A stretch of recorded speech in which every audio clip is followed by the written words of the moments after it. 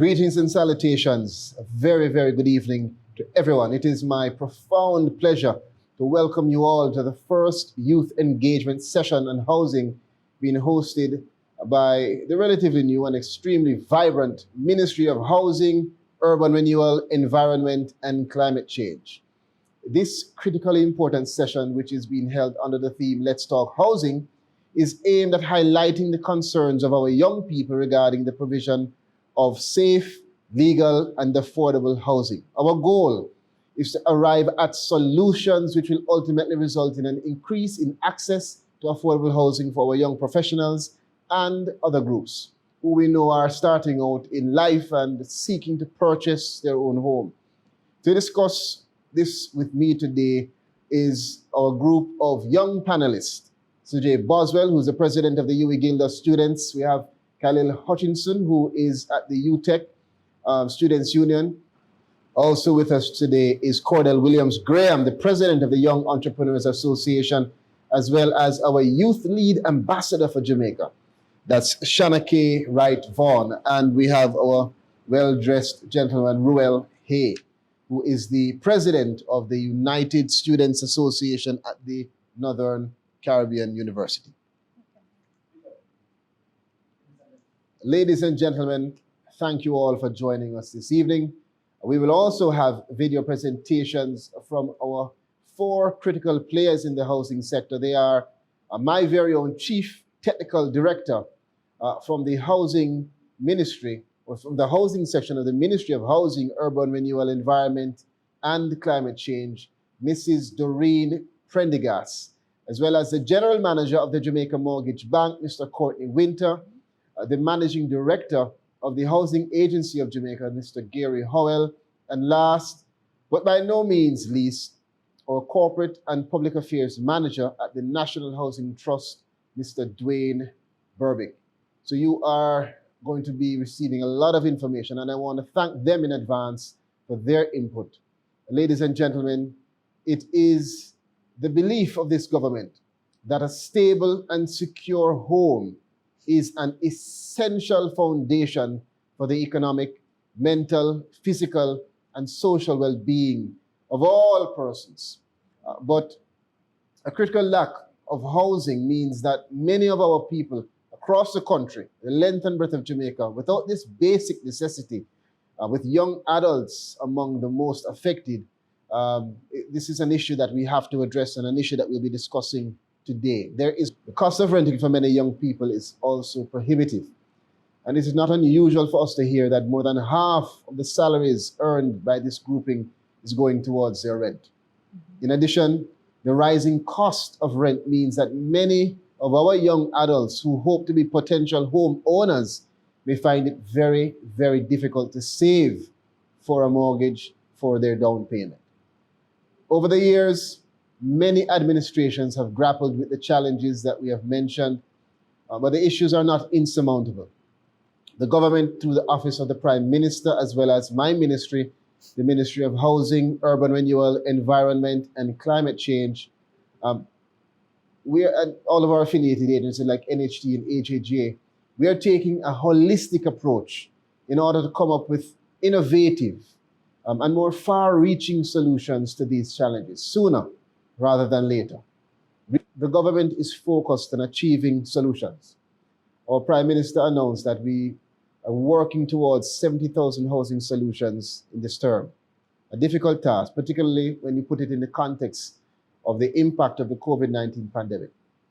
But the Office of the Prime Minister, my ministry, the Ministry of Housing, Urban Renewal, Environment and Climate Change, NHT, HAG, all of us, all stakeholders are coming together to define the policies, the laws, the programs to ensure that we can achieve our objective: safe, legal, affordable housing solutions for all Jamaicans. And today, we have some of the best and brightest young minds with me to interrogate the issues, and I'm ready to hear from you all.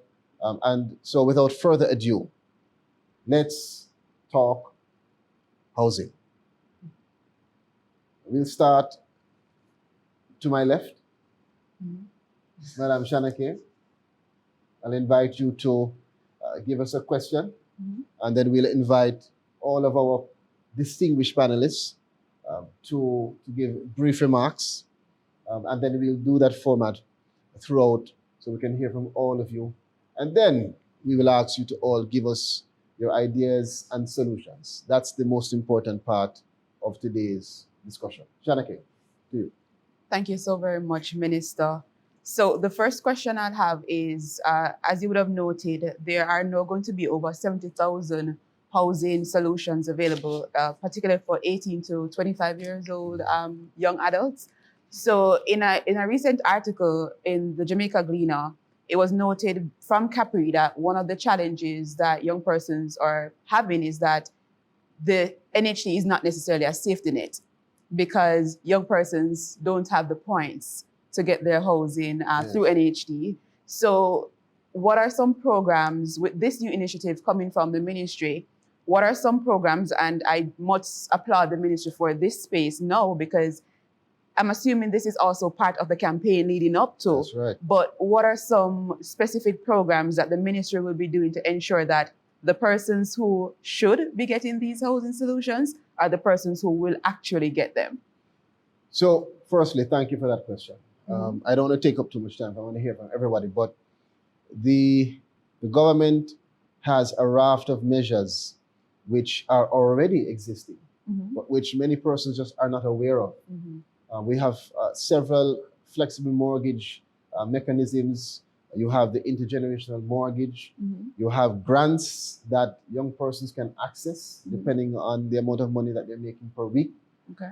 And you have a lot of measures that were put in place over the last 3 years that would really improve and widen access to financing for young people and for all Jamaicans. Okay. You have the reduction in interest rates by 1% on each band. You have the widening of the band, the income bands. You have the increase in the loan that the NHD provides.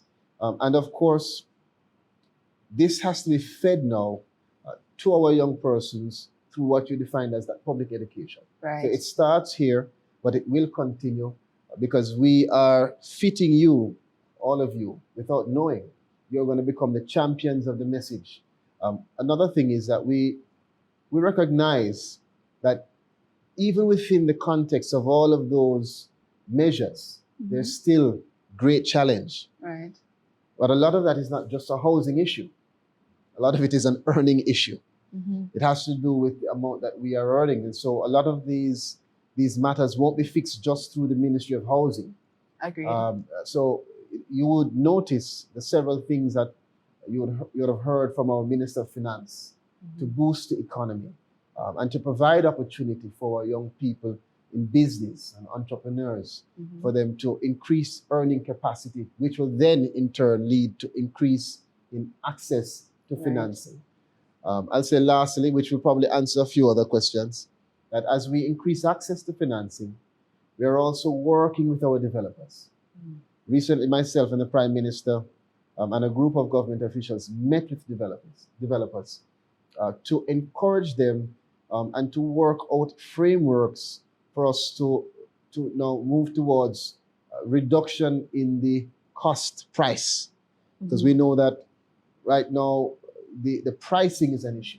That's So right. we are encouraging persons to and stimulating the market to see how developers can actually get that $8 million and below price, which will again improve your access to be able to achieve the goal of getting your own home.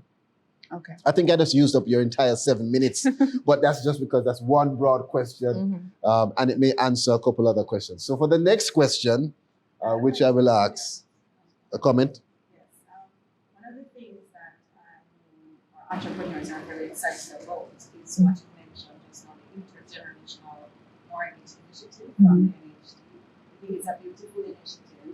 However, that Shanike said, there are still some challenges that young people have in terms of their affordability. And so one of the recommendations coming out of the Young Entrepreneurs Association is for us to explore other ways for parents to contribute to access by young people.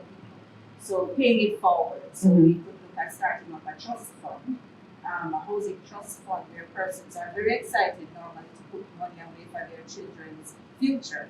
So that is something I think that the government could potentially do. And remember, NHT is not the only way that you can access financing. And one of the things that we do as a government is stimulate the market. Right. And so when you saw that the government implemented the reductions in the rates and the increases in the loans, what you saw is the concurrent movement where those financial institutions, they had to adjust and pivot. And so right now, with the amendment, for instance, to the Mortgage Insurance Act, which has increased the indemnity to 97%, you find that you can go out now and get a mortgage of 100% or more. Okay, so the government is also working with, in partnership with the various private sector interests, and they have responded. And so you will see that several of the players in the market are presenting different types of formulas for you. So you do have, I think, a few entities where you may be able to go in and see sharing between parents and children. But these are things that we will continue to explore on Let's Talk Housing. So we'll go to our second question, and I will invite one of our young men, Mr. Khalil, UTEC. All right. So thank you for that question, Lisa. Very innovative session here, and I must commend you for it. First of all, as you would have noted, our graduates at UTEC, they're getting more innovative in terms of work. So, having my discussions with graduates, they would have stated that to access loans from NHB is becoming difficult because they're not working in the traditional sector, they're working what is known as the art economy. Therefore, I'm putting the question to you, Mr. What exactly are you putting in place as graduates working in the art economy? So it's not just the graduates in the orange economy. What you have raised is a critical issue. It's an issue which relates to the government's evolution of our policy to make sure that our policy is relevant and our practices are accommodating. Our goal is not just to regulate, but to facilitate. And so one of the things that the Ministry of Housing, Urban Renewal, Environment, and Climate Change is focused on doing is we do a lot of research and development. And we are right now engaged in a full-fledged analysis of the entire housing sector, including issues relating to the evolution of the type of employment and labor market that we have, to make sure that the offerings from government are aligned to the movement in the labor market. So we acknowledge it. We intend to have discussions with NHT, with the various entities, to make sure that we can put in place the policy, put in place the practice, and at the same time, as I said before, it goes down to earning. And so when we have our youngsters being innovators, they're going to make more money. They're going to access larger markets. They're going to be online. So it's not just going to be the 3 million persons in Jamaica. So you'll find that they themselves will be able to access, even within the usual standard traditional regulations and policies that we have. So it's something which we know. Very good point. Ruel? Yes, just to add my 2 cents, as I would have considered the points shared, and I'm thinking futuristically, one of the most important things that the government is doing right now is the transition into the virtual context with cryptocurrency, using it as a standardized currency for Jamaican citizens. And of course, I believe from that premise, we can see more earning power being issued out to Jamaican citizens. The Jamaican government has led the way with the COVID-19 vaccine. And I believe that they can also lead the way in providing more funding for those who work for them. On that premise, I think that it is vital for us to be able to use that as a platform to deal with the critical issue at hand, and that is Jamaican citizens leaving Jamaica to go overseas to work, as they see that as the opportunity to which they can create the golden life to come back to Jamaica. Now my question to the minister is, what institutions have been put in place for expats wanting to return to Jamaica to be enrolled in the loan system? And you see, the thing is, we see our diaspora as Jamaicans. We see it as one, because most of the Jamaicans who are abroad still have full-fledged Jamaican status, and they have access to all of the benefits that Jamaicans who live here have. Matter of fact, when I served in the Ministry of Foreign Affairs and Foreign Trade, I had the opportunity to travel to the UK, and we met with the diaspora groups there. And we took the time to engage, to speak to them about the various offerings at NHT. Matter of fact, we actually twinned it with one of our private sector partners. And they brought their team as well, to make sure that we were not only telling them about the public sector offerings, but the private sector offerings. So the government of Jamaica has certainly put the diaspora as a priority as it relates to ensuring that information is passed to them and they have access. And I must tell you, many of the developers will share with you that as soon as one block starts to be put down in the foundation, they get calls from members of the diaspora. So I don't suspect that we have too much of a barrier in that regard. I think we have done well in terms of reaching them in education and giving them some access. I think the critical link between entrepreneurship and housing, I think that's something that in your policies, we would love to see further exploration, because we do know that equity, getting access to equity, is critical for entrepreneurs who need funding to grow and scale their businesses. And so I think this is a win-win for the government, really going down that path, because as we said, MSMEs represent 97.6% of the productive sector in the country. And the government has a challenge with having persons registered and participating in the formal economy. So I think in terms of exploring incentives and incentivizing housing for persons who are formalized and operating, according to being compliant in the entrepreneurial space is something that the government should do. So for example, persons who are tax compliant, contributing to growth in employment, and also participating in growth enabling sectors, I think it's something that the government should factor into their policy making going forward. Thank you so much, Cordell, for your comments. And we're going to move now to the UE Guild President, Mr. Sujay Boswell. Thank you, Minister. I just want to state our sincere appreciation for the story. I think it's important that people are engaged in this forum on these important and critical issues. The beautiful thing about where the housing ministry now sits is that it connects very closely with the environment and climate change. Yes. And so my question really is based in what approach have been taken towards sustainable and alternative means of making houses in this current context. Wonderful, wonderful, wonderful question.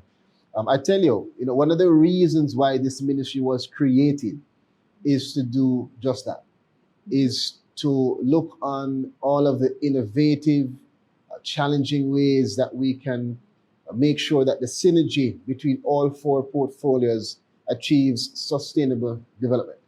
And that means that we're going to have to interact with our developers, encourage them, look on tax incentives, look on the framework for policies, look on the guidelines in terms of legislation to make sure that we're using our natural assets and using the sustainable practices, whether it be the ingredients in construction, whether it be the type of equipment that we use, the type of houses that we're building. Everything must lead towards sustainable development for this ministry. So we have started out by really interrogating ourselves as a ministry. And so as I said to you before, we have our research and development team that's vigorously diving into all of our policies and laws. We have our Chief Technical Director, Ms. Prendergast, who every single Tuesday we have a meeting not just with housing team, but with all of our portfolios to make sure that we have the integration and cross-section of ideas. And we are developing now an integrated task force that will be charged with the responsibility of really now examining and defining the solutions towards those sustainable-based practices, whether it be in construction or whether it be in how we advance the urban renewal framework along and across the portfolios for our ministry. We intend to take that approach first, sustainability and resilience.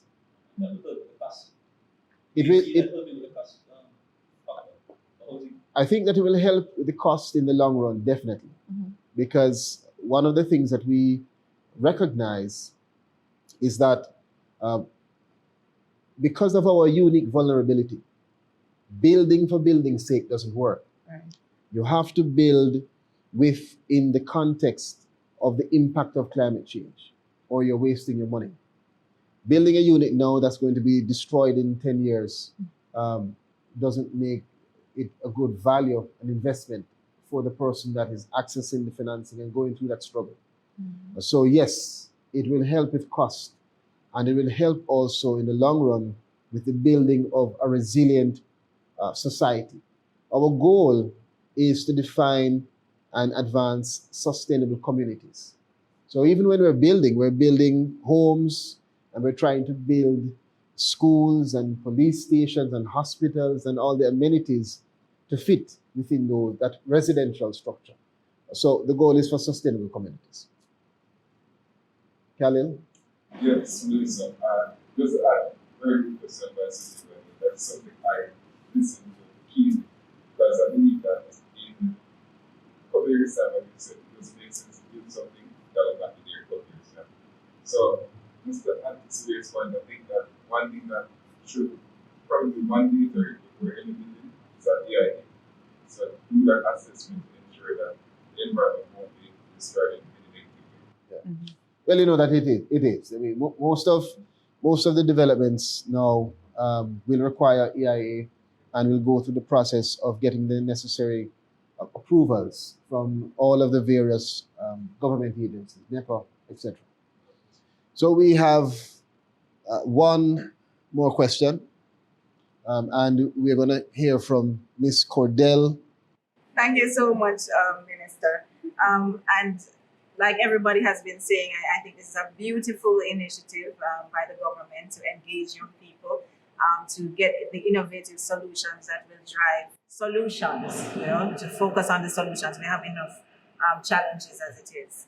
All right, so my question is in the context of public rental housing. And I asked this question, this conversation has been going on for some time.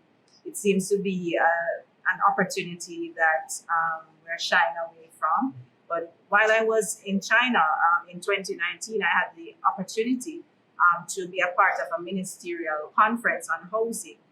And we explored thoroughly the whole concept of public rental housing. I was able to go and look at the public rental housing frameworks and how they actually operate.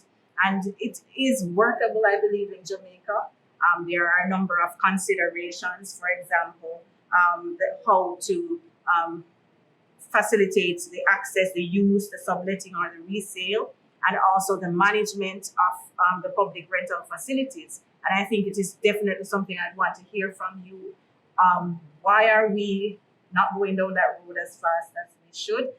And, how can we, as young people, participating in building out that framework? Because I think that will definitely bridge the big gap in terms of affordability. So, Cordell, thank you. You definitely raise a lot of important issues relevant to us expanding our range of services and opportunities for young people. The rental sector is an important sector. It is the transition sector. For many Jamaicans who are not in a position to buy, they will have to rent. And so, yes, to put it simply, the government is exploring several options in terms of rent to buy, public rent. We're looking on the legislation in the UK and other jurisdictions. But currently what we're doing as it relates to rent is to make significant amendments to our current act, the Rent Restriction Act. Even the name itself, the title of the act, shows you that it is very archaic and coming from a time when you had significantly different circumstances. So we are making some changes there that we believe will stimulate the market and will cause you to have more persons feeling inclined to get involved in actually investing in properties for renting. That should expand the opportunities and the offerings rather for young people as it relates to getting access to safe, legal, and affordable housing through renting. So yes to that, yes to the amendments to our laws, and I'll tell you very quickly. I can see Ms. Parks telling me to tell you the three major things that are going to happen. They're going to change a few of the old legislation clauses. So, for instance, security deposits. I bet you didn't know that the security deposit is not in the law. Oh, wow. It's not formally in your legislation, but it is such a norm in Jamaica, and so that's going to be now put into the law, and you'll have the details laid out as to how that will function between the two parties. They're also going to make it easier for landlords to be able to have access to their own property when they need that property for their purposes of selling the property. And the other amendments will allow for us to see greater equity between the landlord and tenant, which we think will stimulate many Jamaicans and diasporians to come back home and to say, yes, I want to buy another piece of the rock, because we believe if we make that investment, we can sell it and we can actually manage the process. So when you want your property, for instance, you have an issue with somebody who is owing you rent, you're now going to have access to go to the rent assessment board, correct, Ms. Parks? As opposed to going to the courts and having that long drawn out process of dealing with that tribunal. So all of those things will impact you, Cordell, right? Because you now will have greater options, more homes to rent. But the government is going to look into the public rent as well. Now, Sujay. Minister, I think she made a very excellent point regarding the public renting. From my perspective, again, I think social housing, rental programs is important. From a tertiary student standpoint, it is one of the most difficult things to see where our students have to be renting and the amount we have to pay for rent situations. And then look at it from another perspective. When you graduate into becoming a young professional, paying student loan to be able, the job you're getting paid from the salary is a bit low. It's not the highest paid salary. So the context in which your question is asking is very important for social housing rental program to be considered in a very serious way. And it's something that from the legal perspective we definitely support. Because from a tertiary student renting, it is difficult. And from a young professional working, it is also difficult. So I think it's something that we really need to put some great consideration. And we are. And our hope to close off the conversation is really that the amendments to the Rent Restriction Act will have a domino effect on the entire sector. And that it will invite and encourage and stimulate persons to take that risk and make the investment. And if we can do that, we'll see a widening of offerings for all Jamaicans, not just young Jamaicans. You have many elderly who want to rent as well. So that's the hope as it relates to the rental sector, which is a very important part of us achieving safe, legal, and affordable housing solutions for all Jamaicans. I mentioned in my opening that the housing policy and implementation plan is integral to the provision of housing in Jamaica.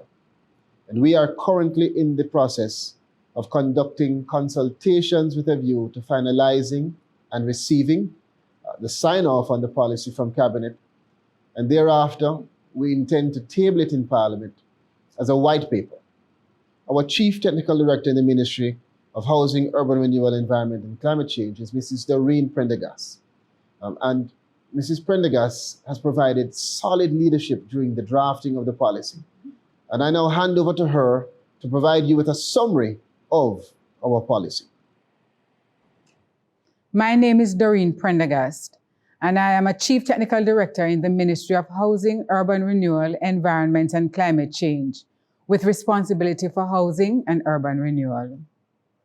We at the Ministry of Housing, Urban Renewal, Environment and Climate Change are feverishly seeking to formulate and have approved a national housing policy for Jamaica that will give direction to the housing sector and facilitate access to shelter solutions by all Jamaicans. As you may be aware, there are many factors at play across the housing landscape, some good, some not so good. It is therefore our intention to engage the inputs of the different stakeholders in shaping a policy framework that is anchored on the pillars of sustainable development, as well as one that identifies different pathways to access. The guiding principles of the Universal Declaration of Human Rights have long established participation as a fundamental right. It should be noted that we are also guided by the Public Sector Code of Consultation, which necessitates that consultation on all policies be done. One such group of import to us is the youth who have long advocated for a voice and a space in the dialogue pertaining to housing. So I'm actually delighted to have the youth on board as a major human resource for development, as key agents for social change, economic growth, and technological innovation. We do hope that through your active participation in this consultation on the housing policy, that you will be empowered to become agents of your development and advocates for sustainable communities. I thank you. The Housing Agency of Jamaica is one of our critical agencies, critical to the provision of shelter solutions for Jamaicans. Among its core services are the provision of shelter solutions on the open market, as well as the upgrading of informal settlements, what we call squatters. Managing Director, Mr. Gary Howell, is going to take some time to tell us how young persons can benefit from the services of the HAJ. I want you to listen carefully. I'm Gary Howell, Managing Director of Housing Agency of Jamaica Limited. For more than a generation, the Housing Agency of Jamaica has been consistent in building Jamaica, one community at a time. Communities you may know very well, from Karachi in Mona to Oaklands in Constant Spring, are included among our earliest projects. Through Caribbean Housing Finance, we provided construction financing and mortgages for some of the first communities in Portmore, including Bridgeport, Edgewater, and Greater Portmore. Since our rebrand to the Housing Agency of Jamaica in 2008, we have made a significant imprint across Jamaica, developing over 10,000 homes in 12 years. In St. Catherine, HAJ built communities like Portmore Villas, Westmead Willows, Palms of Portmore, and the Portmore Country Club Phase 2, with a keen eye on price and affordability. The studios at Portmore Villas, which were priced at $3 million in 2009, were sold in less than a day. So today, we are very mindful that a new generation of young people all across Jamaica are enthusiastic about investing in their own future and want to start life. You deserve the very same opportunities to become homeowners. HAJ is working for our youth. Currently, we are in advanced stages of construction for 3 major developments.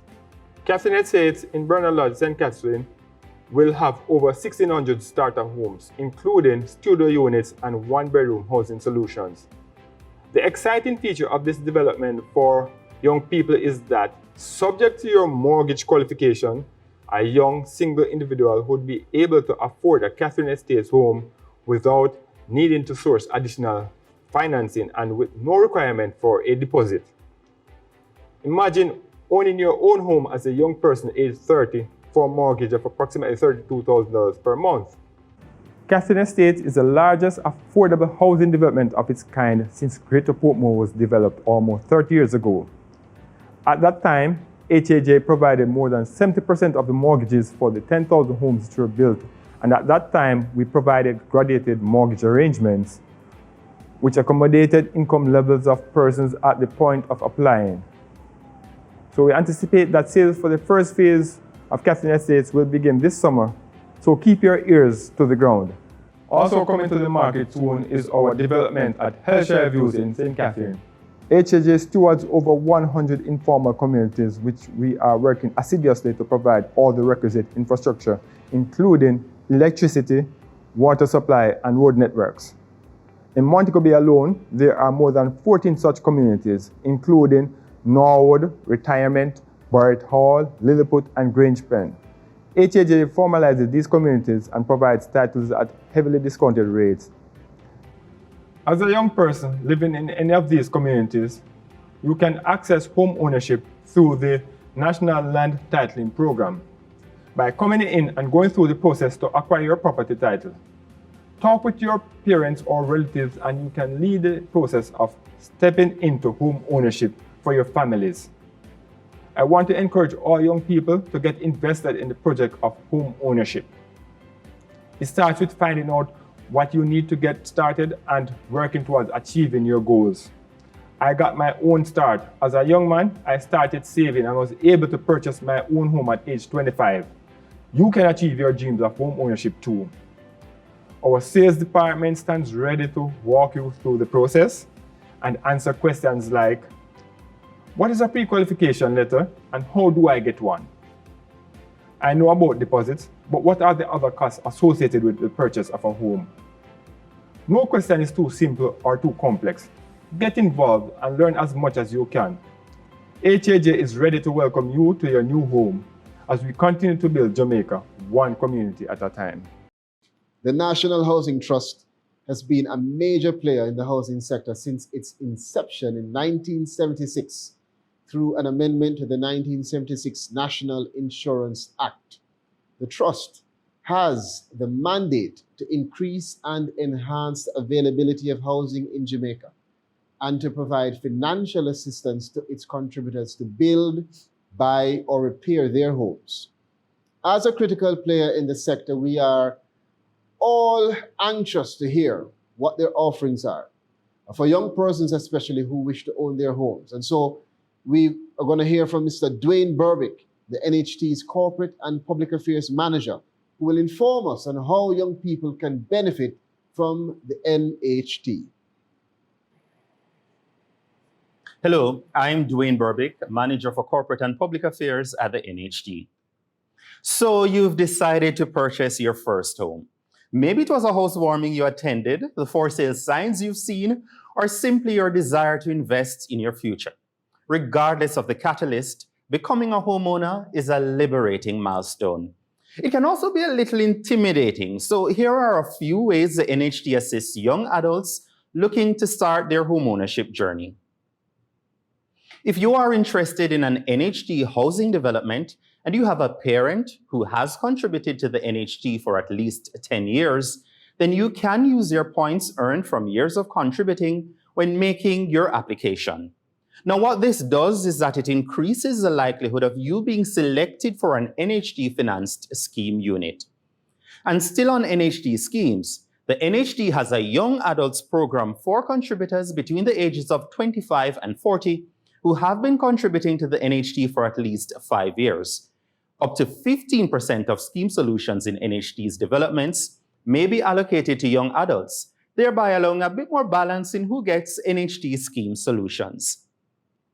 If you are looking to purchase something on the open market, your parent could also assist. If your parent is already a homeowner who did not use their NHT benefit, then you can access their loan amount to assist with your purchase or to build on residential property. So instead of a $6.5 million loan, you could now get up to $13 million, subject to affordability. And here's another. The NHT has a cluster housing program that allows qualified NHT contributors to pool their NHT funds to purchase land and to do your own construction. A minimum of 3 persons and a maximum of 18 can join under this program to develop a minimum of 3 lots and a maximum of 9. So you get to build what you want, where you want it, with friends or family who also have an interest. Generally now, remember to do your research so you better understand what's happening in the market and what you can afford and about the mortgage process generally. Also, save as much as you can. There are some costs associated with housing, such as your deposit, and some fees you will have to pay as well. And on that note, the NHT will make your NHT contributions not yet due for refund available to assist you. And there are more ways we can help, so do reach out to us. We're on all social media platforms, and we have some great content there from our Fresh Keys campaign that was designed especially for you. So please, check it out, and let's keep that conversation going. I want to thank all of our participants this evening for a most exciting and engaging youth forum on housing. Thank you to our panelists, President of the UWI Guild of Students, Mr. Sujay Boswell, the President of the UTEC Students Union, Mr. Khalil Hutchinson, Cordell Williams Graham, the President of the Young Entrepreneurs Association, Mrs. Shanake Wright Vaughan, our Youth Lead Ambassador for Jamaica, and of course, Mr. Ruel Hay, the President of our NCU Students Association. I wish to also thank the Chief Technical Director for Housing in the Ministry of Housing, Urban Renewal, Environment, and Climate Change, which is Mrs. Doreen Prendergast. Ever ready? Mrs. Doreen Prendergast. Our General Manager of the Jamaica Mortgage Bank, Mr. Courtney Winter, Managing Director of the Housing Agency of Jamaica, Mr. Gary Howell, and of course, Mr. Dwayne Burbick, for providing an insight into what we're doing for you, our young people, in terms of housing solutions. I want to assure all of our young people in Jamaica that we will keep your concerns, recommendations, and questions in mind as we move ahead to finalize our housing policy, to level the playing field for our young people in building or purchasing your homes and shaping a housing sector that we can all be proud of in Jamaica, that indeed will become the place of choice to live, work, raise families, and do business. Let's keep this conversation going. Let's keep the conversation on housing going. Well, you couldn't say it better. I want to again thank you all. Truthfully, I think this really has been an exciting and engaging session, and I look forward now to you as champions to going out to your respective jurisdictions and schools and institutions and letting them know of the products and letting them know how they can also become part of this conversation. Let's continue. Let's talk Housing.